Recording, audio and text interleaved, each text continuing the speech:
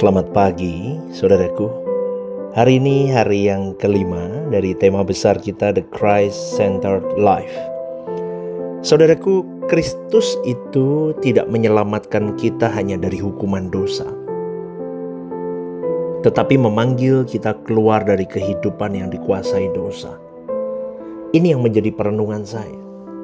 Dia datang tidak hanya untuk menyelamatkan kita dari hukuman dosa, neraka jahanam itu, tetapi Yesus Kristus itu datang memanggil kita keluar dari kehidupan yang dikuasai oleh dosa. Coba Anda renungkan kalimat ini. Di dalam 1 Petrus 1 ayat 15-16 firman Tuhan berkata, "Tetapi hendaklah kamu menjadi kudus di dalam seluruh hidupmu, sama seperti Dia yang kudus, yang telah memanggil kamu, sebab ada tertulis, kuduslah kamu sebab aku kudus." Ini ayat yang juga sering saya pakai ya, saudaraku ya. Di beberapa renungan The Message banyak kali saya pakai ini, bahkan di khotbah-khotbah ya. Saudaraku, kekristenan yang berpusat kepada Kristus itu tidak mungkin dipisahkan dari yang namanya kekudusan. Maka hidup di dalam Kristus, kekudusan itu harga mati. Karena Kristus tidak datang hanya untuk membuat hidup kita lebih nyaman.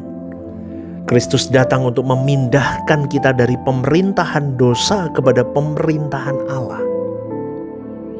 Kita harus memahami hal ini dulu. Maka dari itu kita harus mengerti dengan jelas apakah kehidupan yang telah diselamatkan itu sedang diarahkan kepada kekudusan atau tidak hidup kita ini.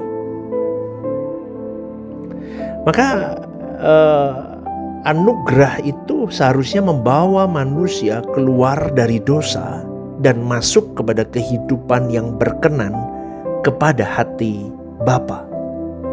Ini yang harus kita perjuangkan dan kita harus tunaikan sebelum kita menutup mata di bumi ini. Maka boleh saya simpulkan begini, saudaraku, kekudusan itu bukan pilihan tambahan.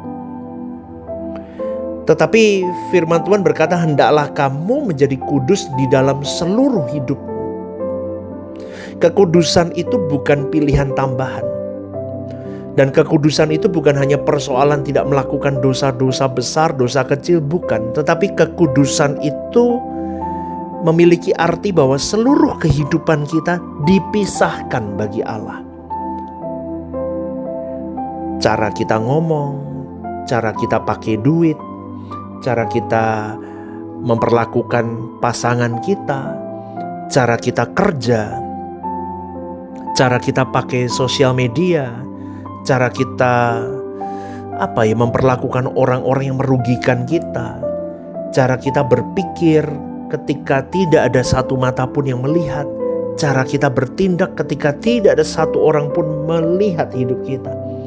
Itulah yang mau saya katakan, kekudusan itu jadi lifestyle kita. Karena kekudusan bukan hanya apa yang kita hindari, tetapi siapa yang memiliki hidup kita. Kalau yang memiliki hidup kita Kristus, maka lifestyle kita Kristus.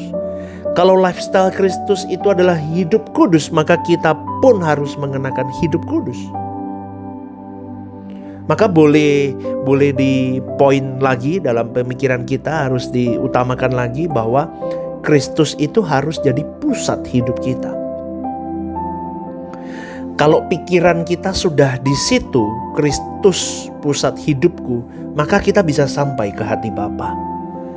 Maka kita bisa menggenapi kehendak Bapa. Maka kita bisa memanjakan hati Bapa tanpa batas. Tapi kalau Kristus belum jadi pusat hidup kita, gak mungkin kita menyenangkan hati Bapa, melakukan kehendak Bapa. Gak mungkin, saudaraku.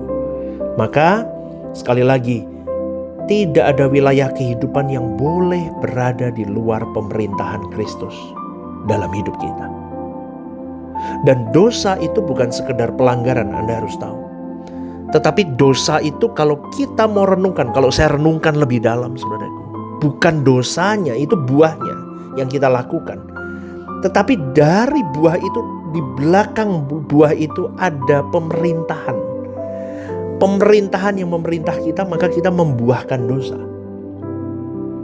Semoga Anda memahami apa yang saya katakan ini. Ya, seringkali kan kita lihat, oh ini tindakan salah, dosa, ini melanggar, dosa. Tapi kalau lebih deep ya saudaraku, dosa itu adalah pemberontakan terhadap pemerintahan Allah. Gitu saudaraku. Ada aku, tanda kutip, yang mau jadi tuan dalam hidupnya. Maka dari itu dosa berhubungan erat, sangat erat dengan apa yang saya berikan tema minggu ini, yaitu Christ-centered life. Ya, itu ada hubungannya.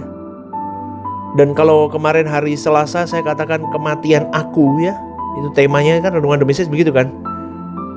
Maka ini ada sangkut pautnya semua. Maka jika diri kita mati terhadap pemerintahan sendiri, kita harus hidup di bawah pemerintahan Kristus.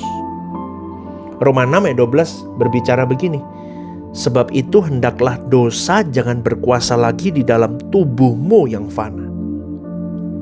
Berkuasa itu kan memerintah, saudaraku. Maka pertanyaannya, apakah dosa masih memerintah kita? Enggak.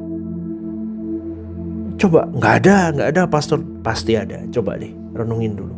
Kalau kita belum Christ-centered life, kita tidak berjuang sungguh-sungguh, pasti masih ada titik-titik di mana dosa menguasai hidup kita. Karena bukan Kristus yang memerintah, masih tentang aku diri yang memerintah. Saudaraku, kekudusan itu adalah bukti bahwa kasih karunia itu tidak sia-sia. Efesus 2 ayat 8 sampai 9 menegaskan bahwa kita selamat oleh kasih karunia melalui iman, bukan karena pekerjaan kita. Tetapi di ayat yang ke-10 melanjutkan bahwa kita diciptakan dalam Kristus untuk melakukan pekerjaan yang baik yang dipersiapkan Allah. Jadi kita tidak melakukan perbuatan baik untuk mendapatkan keselamatan. Amin ya saudaraku ya. Kita melakukan kehendak Allah karena telah menerima keselamatan. Ini perbedaan yang sangat penting. Saya ulang ya. Kita tidak melakukan perbuatan baik untuk mendapatkan keselamatan. Tetapi kita melakukan kehendak Allah karena telah menerima keselamatan. Itu beda loh. Jadi kekudusan itu bukan usaha untuk kita membeli keselamatan kita.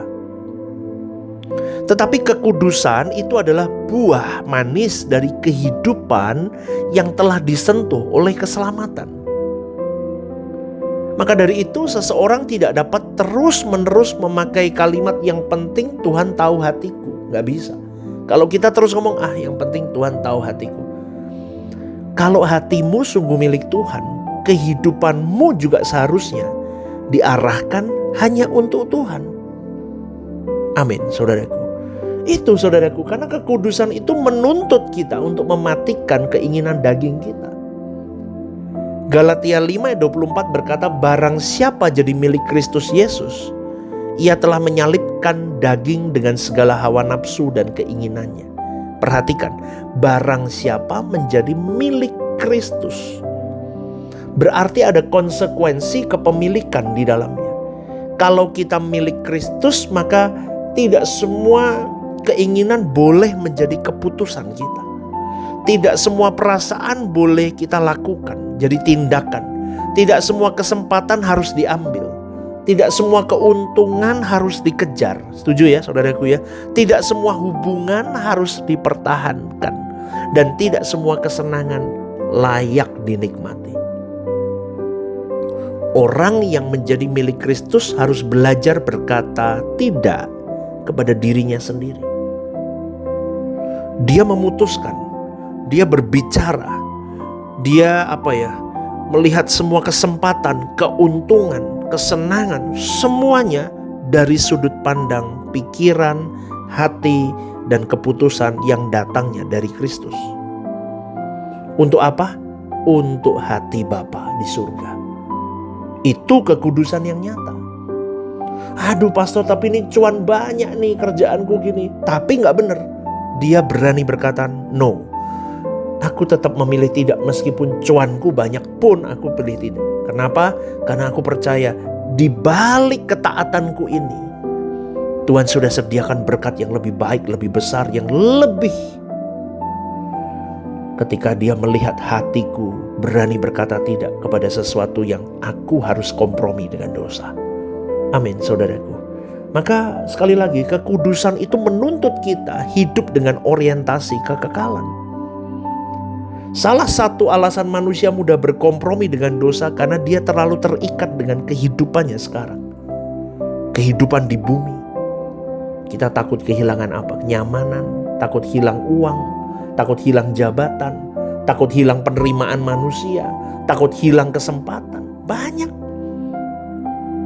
Tetapi kehidupan yang berpusat kepada Kristus, belajar melihat melampaui kehidupan kita sekarang.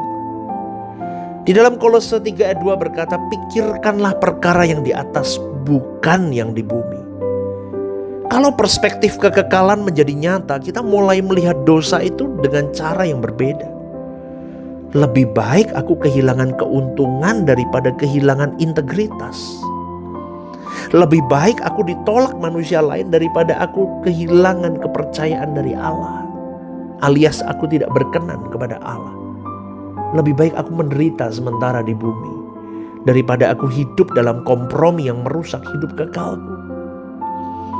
Apa yang bernilai di hadapan manusia belum tentu bernilai di hadapan kekekalan.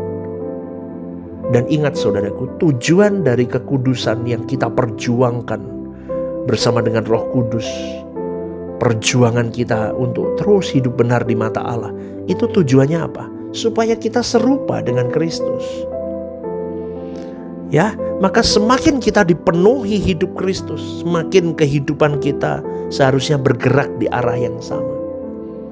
Karena kekudusan bukan kehilangan kehidupan, tetapi kekudusan adalah menemukan kehidupan yang sesuai, yang selaras, yang sejalan dengan maksud Bapa ketika Ia menciptakanmu dan menebus hidupmu melalui Putra Tunggalnya.